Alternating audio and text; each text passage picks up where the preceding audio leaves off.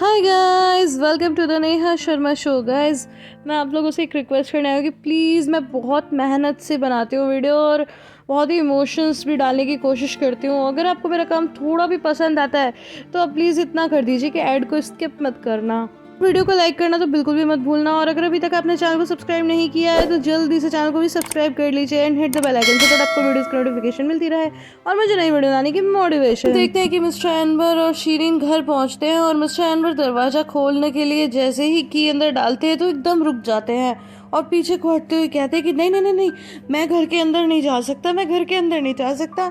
यहाँ के कोने कोने में हतीजे हैं, मुझे चारों तरफ हतीजे दिखती है। वो बिस्तर, वो टेबल पोश, वो हर एक चीज, किचन में, बाथरूम में, बेड पे, हर जगह। मैं उसके बिना तो जीवन की कल्पना कर ही नहीं सकता। आखिरी बार जब उसने वो बाथरूम में सोफ बदला था, उसकी खुशबू उसे कितनी ज्यादा पसंद थी। मैं उसके बिना कैसे रहूंगा? नहीं नहीं नहीं, मैं उसकी सांसों की आवाज के बगैर सो भी नहीं पाऊंगा, ये नहीं हो सकता। और वो कहते हैं कि हम प्यार क्यों करते हैं, क्यों करते हैं हम प्यार? जिन्हें हम प्यार करते हैं वो तो हमें छोड़कर चले जाते हैं और हम टूट के बिखर जाते हैं। आखिर क्यों करते हैं हम लोग प्यार? और वो खूब रोते हैं। एंड गाइस, उस वक्त जो मिस्टर अनवर की हालत थी वो तो मैं शब्दों में बयां भी नहीं कर सकती। ये सब सुनकर शीरीन भी बहुत रोने लगती है और फिर कहती है कि पापा, मुझे भी घर नहीं जाना, चलो यहाँ से चलते हैं। और फिर वो लोग वहाँ से चले जाते हैं। अब नेक्स्ट सीन में हम देखते हैं कि मिस्टर यूसुफ आरिफ के पास होते हैं और वो कहते हैं कि बेटा, मैं सोच रहा था कि क्यों ना तुम अपनी बिल्डिंग मेरे नाम पे कर दो। गाइस, आप सोच कर देखिए कि एक आदमी जिसका बेटा हॉस्पिटल में एडमिट हो, वो अपने बेटे से कहे कि तुम मेरे नाम कर दे प्रॉपर्टी। आरिफ बोलता है कि क्यों? तो वो बोलते हैं क्योंकि बहुत सारा उधार हो गया हमारे ऊपर, तो फिर तू फंस सकता है, इसलिए तू मेरा नाम कर दे, फिर तेरे पास तो कुछ रहेगा नहीं, तो कोई तुझसे उधार मांग नहीं पाएगा। तो कहता है, अच्छा, मैं ये सोच रहा हूँ कि आप इतना इनह्यूमन बात कैसे कर सकते हो? तो मिस्टर यूसुफ बोलते हैं कि अरे इसमें क्या हो गया, ऐसे तो सभी करते हैं, तू मेरे नाम कर दे, फिर तू बच जाएगा। तो वो कहता है कि आप जिनसे उधार लेने की बात कर रहे हो, पता है, तलत ही तो है। वो तलत तो मेरा दोस्त है। अगर मैं ये सब काम करूंगा तो नजरें मिलाकर फिर मैं उस गली में कैसे घूमूंगा? तो फिर मिस्टर यूसुफ बोलते हैं कि चलो उसका हिसाब कर देंगे, और भी तो लोग हैं ना। लेकिन तो वो कहता है कि अच्छा, मैं समझ गया, आप चाहते हो कि मैं आपके नाम कर दूँ पूरी बिल्डिंग और फिर आप मुझे वहां से निकाल दो। तो मिस्टर यूसुफ कहते हैं, अरे अरे, ये कैसी बातें कर रहे हो, ऐसा हाल मैं तुम्हें सड़क पर थोड़ी छोड़ दूंगा। तो फिर वो कहता है कि बस बहुत हो गया, आपको पता है मेरी वजह से हतीजा आंटी नहीं रही और वहाँ सार आईसीयू में है, बाहर बुरी तरह परेशान है, वो भी तकलीफ में है। तो कहते हैं कि बस बहुत हो गया, बाहर बाहर तुम एक छोटा सा डिसीजन नहीं ले सकते, मुझे किस्मत ने कहा है ये सब, पता है, ऐसे तुम फंस सकते हो। लेकिन वो कहता है कि बस बहुत हो गया, जोर से चीखता है और कहता है कि जाओ यहाँ से जाओ। तो उनको भगा देता है। तो वो बड़बड़ाते हुए जाने लगते हैं और कहते हैं कि इससे तो किस्मत को देखो कितनी स्मार्ट है, कितना समझती है, ये कुछ समझता ही नहीं है, मुझे क्या भलाई का तो जमाना ही नहीं है। तभी हम एक कंपाउंडर को देखते हैं जो पेशेंट्स के लिए खाना लेकर जा रहा होता है। तो उससे कहते हैं कि बेटा, मुझे बहुत भूख लगी है, मैं यहाँ पर अपने बेटे से मिलने आया था और मैं काम से जा रहा हूँ, तो तुम मुझे कुछ खाने को दे दो। जिसपे वो कहता है कि अंकल, ये तो सिर्फ पेशेंट के लिए है, आप नीचे जाके खा लो कैंटीन में। तो कहते हैं पैसे से? हाँ, तो पैसे से खाना है तो मैं हॉस्पिटल का खाना खाऊंगा, बाहर जाके ना खा लूंगा। और फिर बड़बड़ाते हुए निकल जाते हैं। अब नेक्स्ट सीन में हम ज़िदा, एमरे और बच्चों को झूला झूलते हुए देखते हैं। फिर वो लोग बर्गर खा रहे होते हैं और एमरे पूछता है कि बच्चों, तुम पहले कभी एम्यूजमेंट पार्क आए हो? तो गाइज, मैं आपको बता दूं कि जब भी मैं इन लोगों को एम्यूजमेंट पार्क में देखती हूँ तो मुझे वही बात याद आ जाती है जो हमने फर्स्ट सीजन में देखी थी, कि जब निशान अपनी फ्रेंड से मिलती है तो वो कहती है कि मैं इनविजिबल गेम खेल रही हूँ, इसलिए हम किसी को दिखाई नहीं दे रहे। और फिर एकदम से उसकी फ्रेंड कहती है कि मुझे तो तुम दिख गई। तो वो बहुत ही इमोशनल सीन था। एनीवेज, तो फिर निशान बोलती है कि हाँ, हम पहले आए हैं पर हम कभी किसी झूले पर नहीं झूलते क्योंकि हम तो इनविजिबल गेम खेलते हैं। जिस पर एमरे बहुत ही हैरानी से पूछता है, अरे ये इनविजिबल गेम क्या चीज़ है?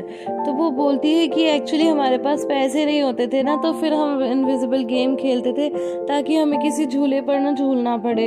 ये सुनकर ज़ेदा को एकदम से हंसी आ जाती है और वो ज़ोर ज़ोर से हंसने लगती है। तो डोरुक बोलता है कि क्या हुआ, इसमें हंसने की क्या चीज़ है?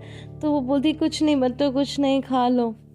अब नेक्स्ट सीन में हम मिस्टर अनवर और शीरीन को बीच पे बैठा हुआ देखते हैं। दोनों बहुत ही उदास थे, एक दूसरे के कंधे पर सर रखा हुआ था। और फिर वो कहती है कि पापा, मेरी मॉम क्या हमें अभी देख रही होंगी? तो वो कहते हैं कि हाँ बेटा, देख रही होंगी, क्यों नहीं।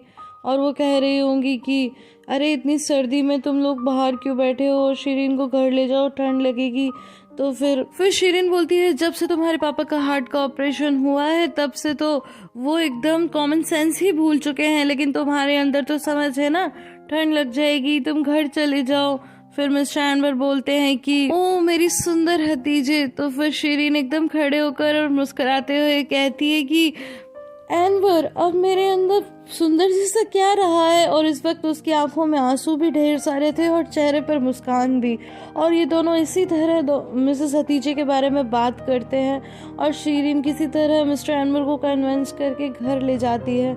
जब वो लोग घर पहुंचते हैं तो एक बार फिर से मिस्टर एनवर की हिम्मत नहीं हो रही होती, तो अब की बार शीरिन बोलती है कि पापा लाइए मुझे दीजिए चाबी। और फिर वो दरवाज़ा खोलती है, लेकिन जैसे ही वो दरवाज़ा खोलती है तो उसे लगता है जैसे मिसेस हतीजे कह रही है कि वेलकम बेटा, वेलकम एनवर। और फिर वो लोग खूब रोते हैं, हर जगह वो मिसेस हतीजे को महसूस करते हैं बार बार। नेक्स्ट सीन में हम ज़ेदा और एमरे को बच्चों के साथ घर आते हुए देखते हैं और गोद में डोरुक होता है। तो ज़ेदा बोलती है लाओ मुझे दे दो, तो कहता है कि नहीं नहीं कोई बात नहीं, मैं अंदर ले जाता हूँ, आज मैं यहीं रुकूंगा। तो वो बोलती है अरे, फिर वो कहता है कि हाँ मैं यहीं रुकूंगा, तुम चिंता मत करो, मैं सोफे पे सो जाऊंगा। और फिर दोनों बच्चों को बेड पर सुला देती है और फिर एमरे के पास आती है तो उसे रूम में एक छोटा सा कॉम नज़र आता है जिसे वो पकड़कर इमोशनल सी हो जाती है और मुस्कुराने लगती है। फिर उसके बाद वो एमरे के पास आती है और कहती है कि अरे मैं अर्दा का कॉम रखना तो भूल ही गई, जिस पर कि एमरे भी मुस्कुराता है और फिर वो उसके पास बैठ जाती है।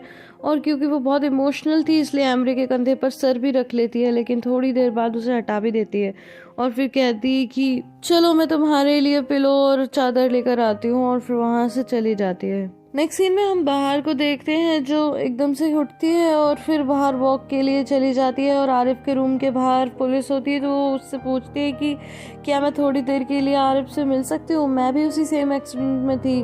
तो वो कहते हैं कि ठीक है तुम मिल लो, लेकिन ज़्यादा देर मत लगाना।